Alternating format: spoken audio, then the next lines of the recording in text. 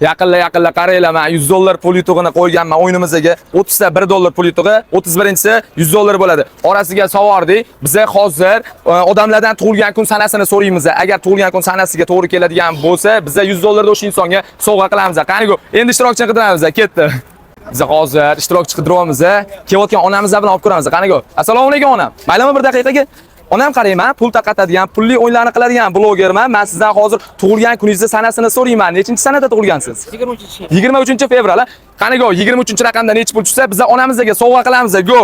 1 2 3 4 5 6 7 8 9 10 11 12 13 14 15-sanada tug'ilganingizda 100 dollar pul yutug'ini yutib olgan bo'lardingiz. 15 16 17 18 19 20 21 22 23 23-sanada tug'ilganingiz uchun sizga 1 dollar pul yutug'i.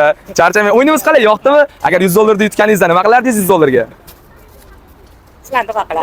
Gap yo'q. Mayli, charchamang. Agar sizlarga ham yaqinda o'yinimizda yoqsa, bizani kuzatinglar. 100 dollar pul yutug'ini yutib olishinglar mumkin. Yetgancha yengilik. Agar menga kimdir podpiska bosib, agar men podpiska bilan o'ynaydigan bo'lsam, yutgan yutug'ini 2 baravar oshirib beraman. O'shaning uchun podpiska bo'lib qo'yinglar. 100 dollar yutsanglar, yutug'inglarni 200 dollar qilib beraman. Qani, go.